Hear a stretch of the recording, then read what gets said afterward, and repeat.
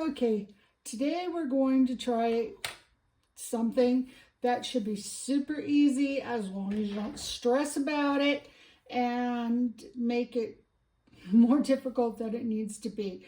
All right, so for this fun project, we're going to need an old cleaned toothbrush, an expired used up gift card, and a liner brush, zero brush, just very nice long bristles and not a whole lot of them. Okay, so we can choose for this either to use a flat paint.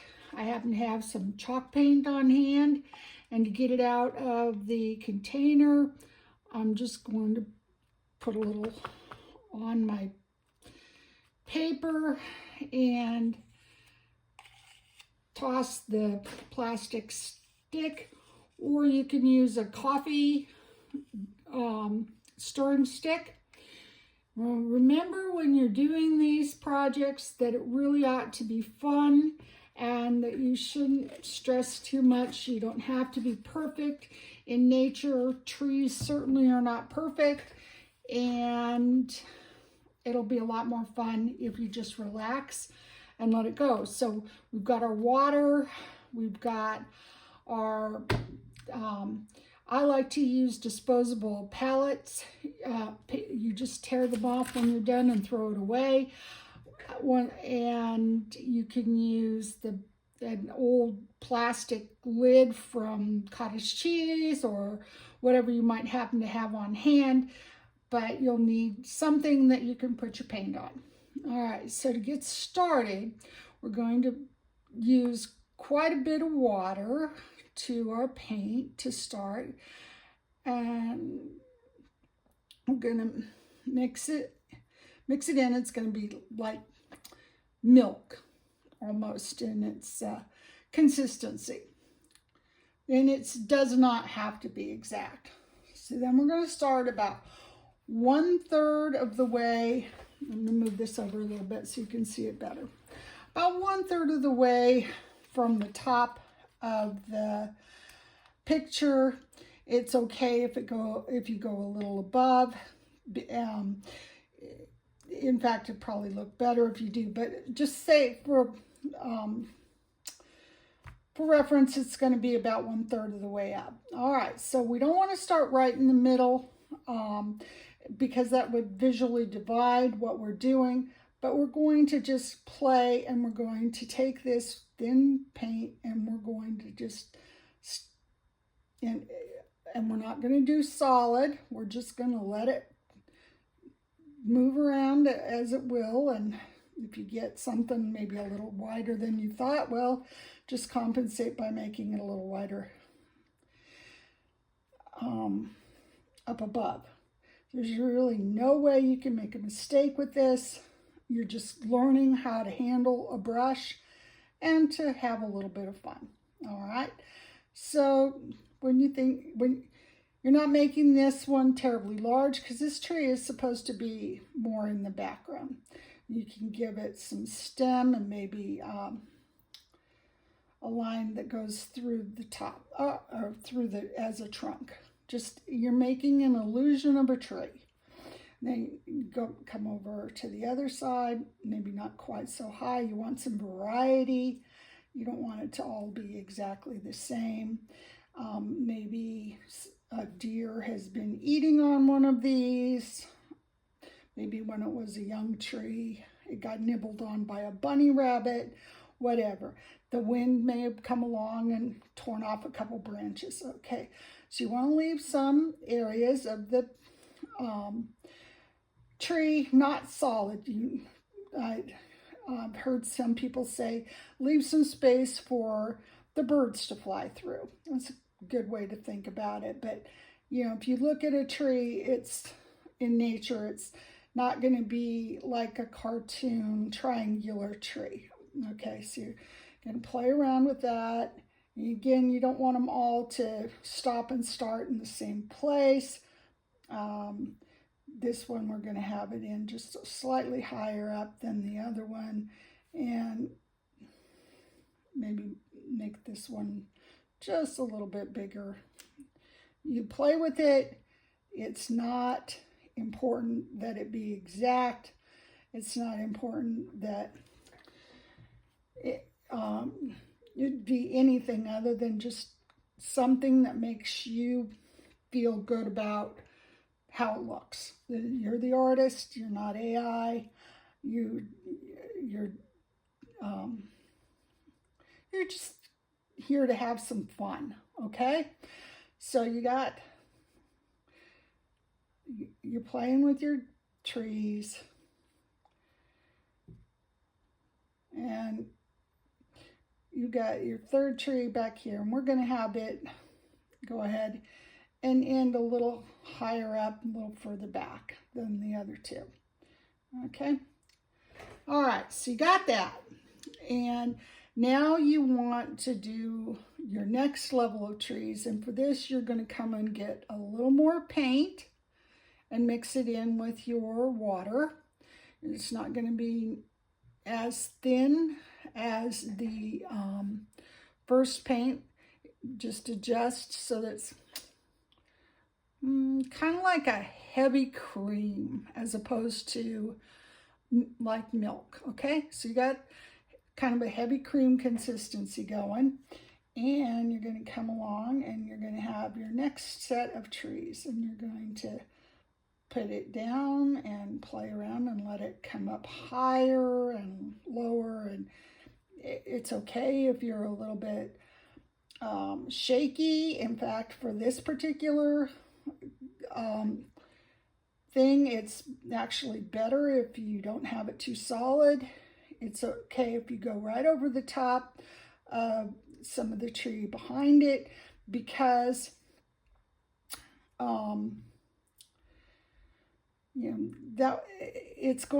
because it's a slightly thicker paint, in your mind it's going to read that this tree is closer than the tree beside it. Okay, and we're going to come down a little bit lower for this, and you're going to keep on doing this. Okay, and again, this is not important that it be perfect.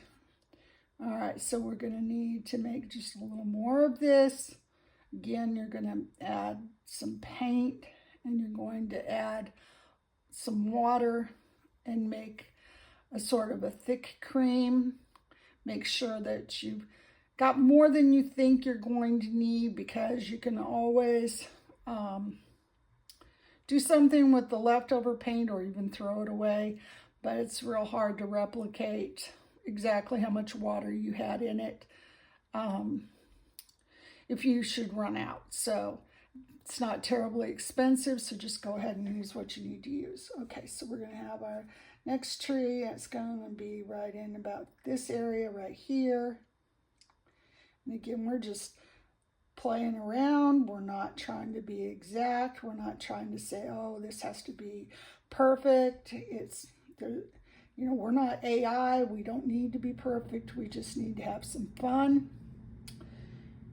And we're going to have a gift bag that we can give to somebody who will appreciate the fact that, you went ahead and you made this for them, and it's unique, it's a one of a kind. They're not going to be able to go and get this just, any place, and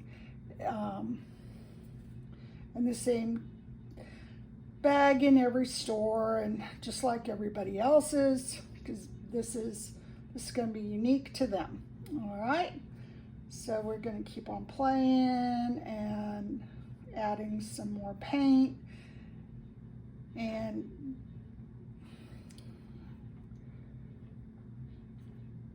just this tree is going to come down a little further than the others.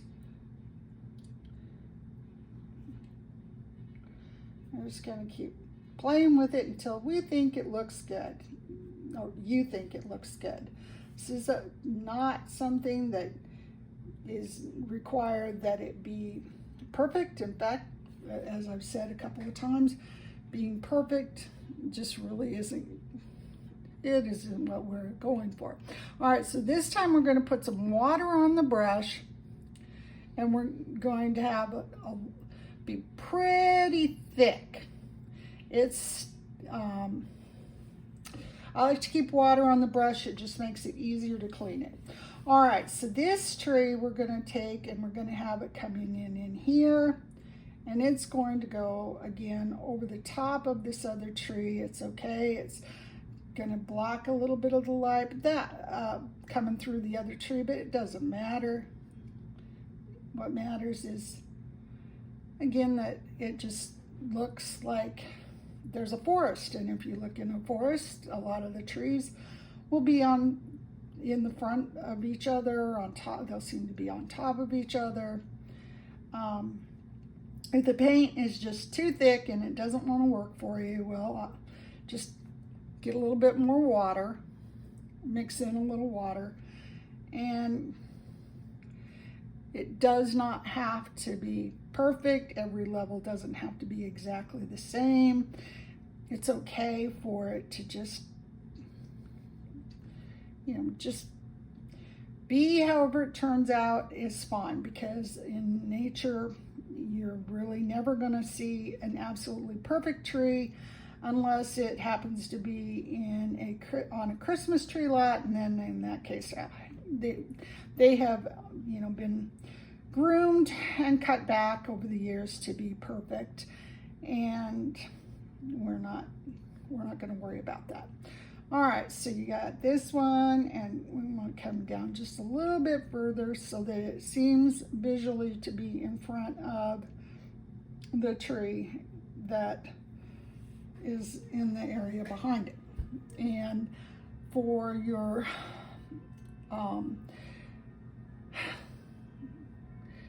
branches and the trunk of your tree, it's probably going to be a lot easier to just go ahead and thin some of your paint and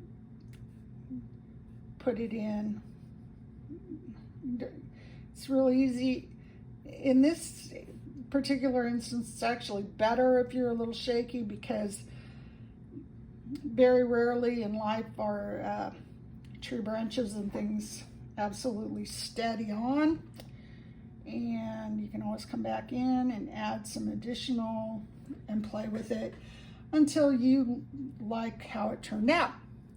Now, obviously, I'm trying to move very, very quickly so that you don't have to spend the whole of your life watching me, and you can get to it and do your own thing.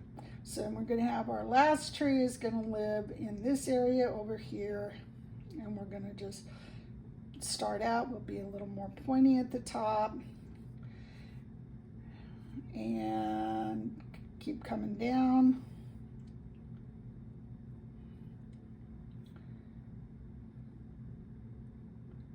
Okay.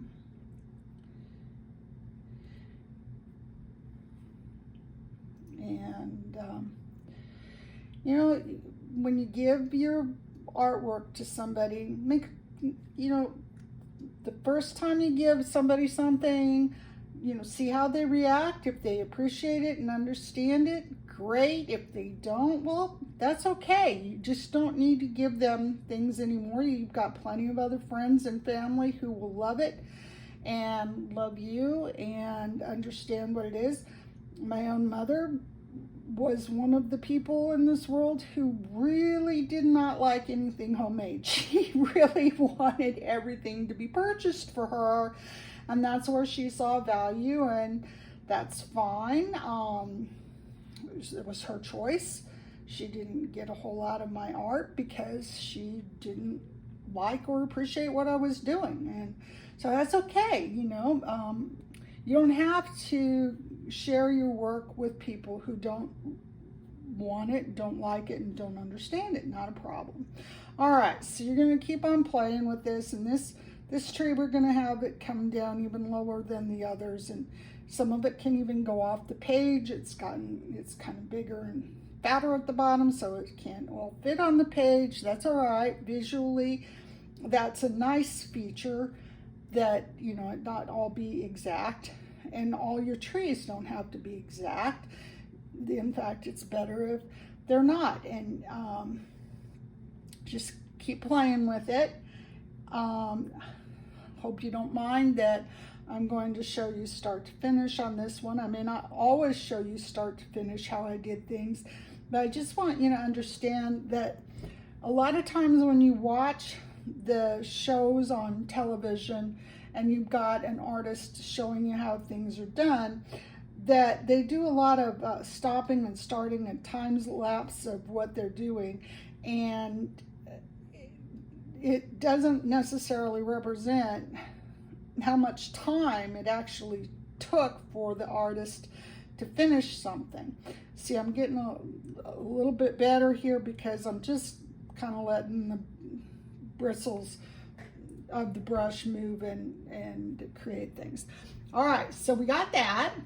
And now we're going to go back and we're going to make some more thin paint. We're going to go ahead and dunk our brush, maybe rinse it out a little bit, have it be full of water, and then we're going to just get the tip of it into the juicy wet milk paint, okay? So we're going to take it and we're just going to slip it and slide it across the page. We're not trying to be exact. It's, you know, the snow has drifted. Just let it run back and forth. Get some more water on the brush. That way where the water is higher in the brush, the paint will just naturally be thinner. And bring it forward. I might be getting a little more paint on here than you necessarily strictly need, but hey, you know, that's all right. It doesn't look bad. Okay. We're coming more to the front. We're kind of gonna hide some of the bottom of the trees, just a little bit, like they're in the snow. Anyway, so just coming back and forth across the page. When I did the trees, I tended to be upright with the brush, and now for this part, I'm trying to more be using the brush tilted almost at parallel to the paper and just letting it flow out and run across paper. That's all there is to it. It's real easy. Now, for using the credit card and the toothbrush, get the toothbrush damp, shake off some of the paint, wear the ugliest outfit you have, because if you wear something you like, you will definitely get paint on it. But if you wear something you don't much care about, nothing will ever happen to it. All right, so then you have to be brave, but it's not any big deal. What we're going to do is we're going to take the brush, a toothbrush, and we're going to flip it across the top of the gift card, old dead credit card, whatever, and do a little splattering with our thinned paint, and it will look like snow. So that's done with a flat paint. You can also use an iridescent paint, or you can use a glitter paint. They're all acrylic paints, and you can come back later on if you want and touch some areas in the foreground trees and maybe a little bit in the front with a little bit of the iridescent tinting medium and make it sparkle. You're the artist. You get to decide how you want it to be. You can do it start to finish with iridescent. You can do it start to finish with your matte paint, or you can come back afterwards and add in a little of the glitter, and when you get real brave, if you want, you can come back in and add little cardinals or something. You know, you're the artist. You get to decide when you want to stop. But for now, we're going to call this done. All right. Hope you liked it.